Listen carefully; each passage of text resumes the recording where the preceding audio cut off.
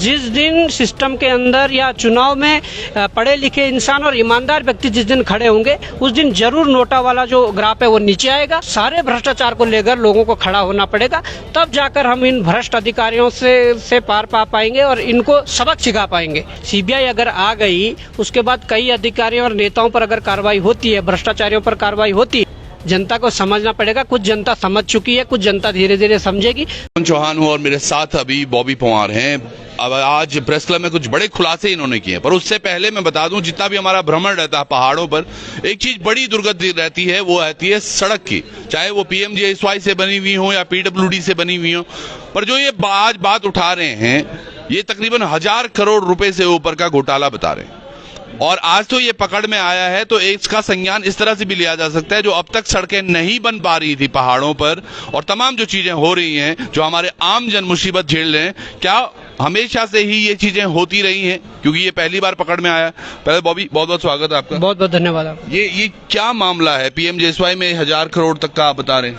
देखिए, ये एक ऐसा विभाग है, कई वर्षों से इस विभाग के द्वारा यहाँ के अधिकारियों की तिजोरियां भरी जा रही है, यहाँ के नेताओं की तिजोरियां भरी जा रही है। ये एक ऐसा विभाग है जहाँ पर मैं आपको ये कहना चाहता हूँ कि जो ये मामला है, लगभग 1000 करोड़ रुपए तक का ये टेंडर जो निविदा थी वो है।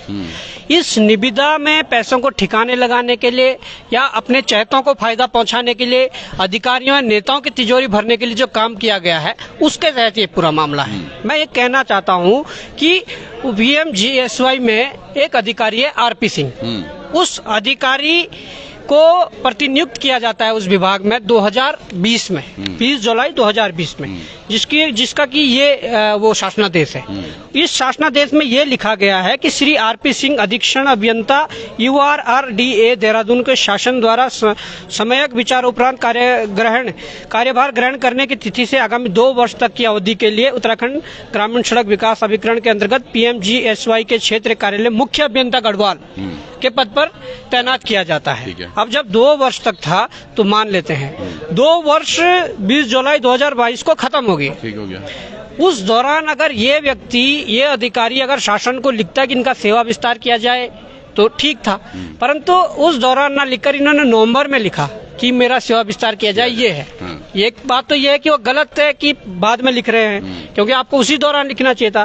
पर नवंबर में लिखने के बाद जो ये लेटर आया है उत्तराखंड शासन से, इसमें ये है कि अजीत सिंह उप सचिव उत्तराखंड शासन ने ये उन्हीं को भेजा, मुख्य कार्यकारी अधिकारी URDA सहजदारा रोड।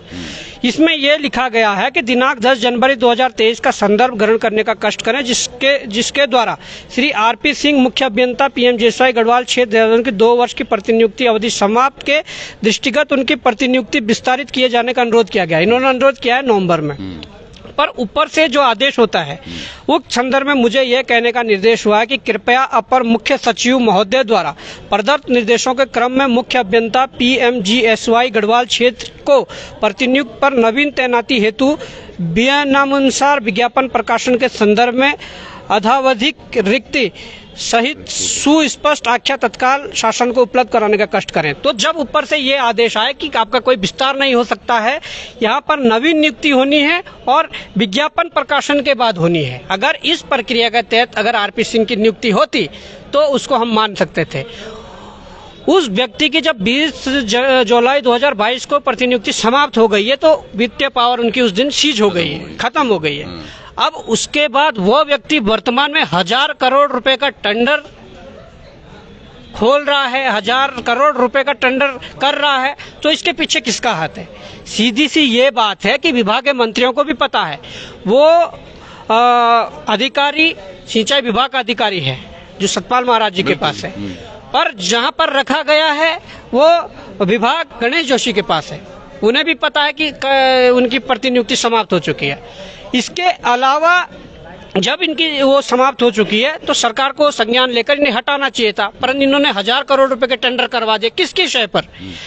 मैं ये कहना चाहता हूं, जो इनके CEO थे, आर राजेश जी, जो मुख्य कार्यकारी अधिकारी हैं इनके, उन पर जब शिकायतकर्ता ने इन टेंडरों के दौरान शिकायतकर्ता ने शिकायत की कि ये टेंडर हो रहा है और इसमें भारी अनियमितताएं होने के वो है संभावनाएं हैं, तो उन्होंने अपने कर्तव्य का पालन करते हुए, निर्वहन करते हुए, उन्होंने एक अधिकारी होते हुए वहां पर गए, इस कार्यालय में छापेमारी की। छापेमारी में उन्होंने पाया कि वास्तव में गड़बड़ियां हैं, अनियमितताएं हैं। उन्होंने कहा कि इसमें अनियमितताएं हैं, अब जाकर इसमें जांच समिति गठित होनी चाहिए और जांच होनी चाहिए। परंतु दुर्भाग्य देखिए उत्तराखंड की जीरो टॉलरेंस सरकार का और विभाग के मंत्रियों के जो मौन साधे हुए हैं, उत्तराखंड के मुख्यमंत्री जो मौन साधे हुए हैं, इससे यह स्पष्ट होता है कि वास्तव में सबकी मिलीभगत है, सबके पास इसका शेयर जा रहा है कि एक उत्तराखंड सचिवालय के अंदर बैठे एक अधिकारी ने, बड़े अधिकारी ने यह कह दिया कि गड़बड़ियां हुई है, इसकी जांच होनी चाहिए। उस अधिकारी को तुम पद से हटाकर दूसरे ही दिनों टेंडर जारी कर देते हैं, 1000 करोड़ रुपए का टेंडर।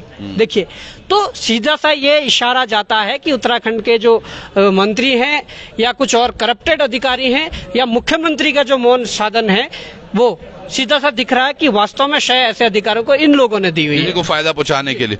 ये दरअसल ये तमाम जो चीजें हो रही हैं, इस पर बॉबी और उनकी पूरी टीम, मैं कहूंगा उत्तराखंड बेरोजगार संघ एक बना था कि भैया UKSSC, UKPSC की CBI मांग को लेकर, लेकिन उसके बाद धीरे धीरे जब ये जाने लगे तो इन्होंने गर्त में देखा कि हर जगह कुछ न कुछ हो रहा है। इससे पहले एक हॉस्पिटल में किस तरह से अनियमितताओं का एक सीन था, जहां पर एनेस्थीसिया की कुछ मशीन थी और काफी मोटा एक बजट वो भी था, जिसके बारे में इन्होंने खुलासा किया था और तमाम खुलासे ये कर रहे हैं। बीच में बागेश्वर भी गए, उसके बाद मुलाकात भी नहीं हो पाई, जो तमाम चीजें। बागेश्वर चुनाव का रिजल्ट भी आ गया, क्या लग रहा है आपको, जनता क्या सोच रही है? देखिए, जनता ने क्या सोचा होगा, जनता तो अभी भी क्षेत्रीय दलों में या मतलब अपने जो पॉलिटिकल जो हमारे पार्टीज हैं उनमें बंटी हुई है।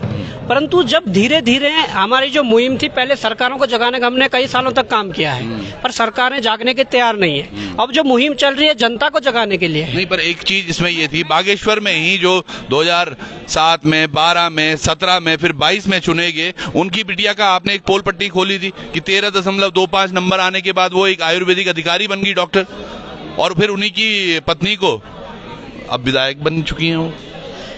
तो देखिए, सीधी सी बात यह है, बड़ा दुर्भाग्य है कि जनता को देखना पड़ेगा कौन सही है, कौन गलत है, कौन हमारे लिए कर सकता है, कौन प्रदेश हित में काम कर सकता है, वो देखना चाहिए।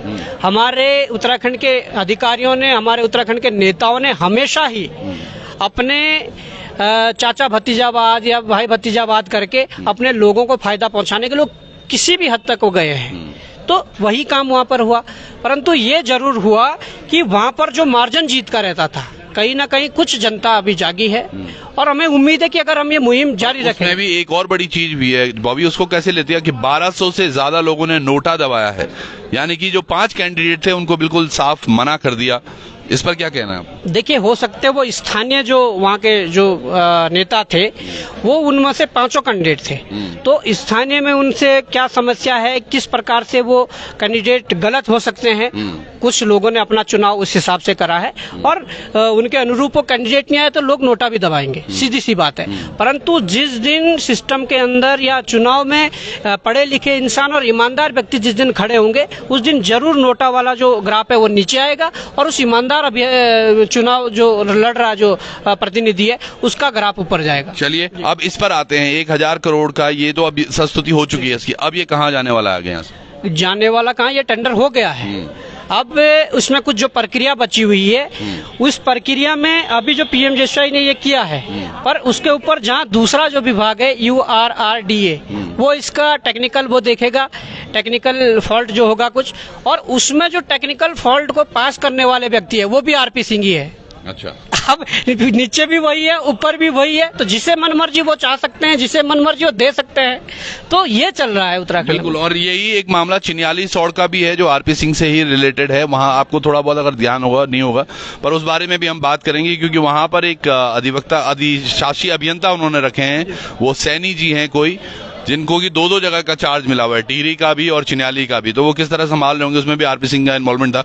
पर क्या कुछ हो रहा है आप समझ पा रहे होंगे, क्यों नहीं हमारे गाँव में वो सड़कें ना तो PWD के माध्यम से ना PMJSY के माध्यम से बन पा रही हैं, हर जगह करप्शन है। कब तक दूर होगा, कब तक लड़ते रहेगा बॉबी? देखिए, अब मैं कहना चाहता हूँ, हम तो लड़ रहे हैं, परंतु लोगों को खड़ा होना पड़ेगा हमारे साथ। लोगों को खड़ा होना पड़ेगा, लोगों को हाथ मजबूत करने पड़ेंगे कि हम भी इस लड़ाई के भागीदार बनेंगे। जो उत्तराखंड में भ्रष्टाचार चल रहा है, वो चाहे भर्तियों को लेकर हो, विभागों में और भ्रष्टाचार हो या ग्राम स्तर पर ग्राम सभाओं का, ग्राम पंचायतों का भ्रष्टाचार हो, वो सारे भ्रष्टाचार को लेकर लोगों को खड़ा होना पड़ेगा।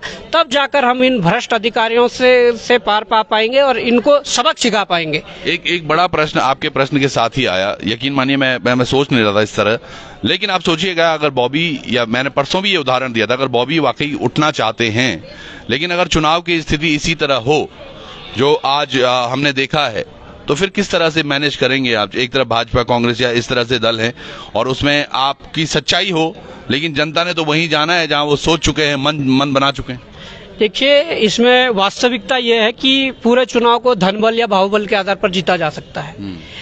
सरकारी मशीनरी का दुरुपयोग करके जीता जा सकता है। इसके ताजे उदाहरण अभी बागेश्वर उपचुनाव है, जहां पूरा सरकारी तंत्र, वो चाहे आप देख सकते हैं, वो उन जिम्मेदार अधिकारियों की बयानबाजी भी दिखा रही है कि किस प्रकार का माहौल था।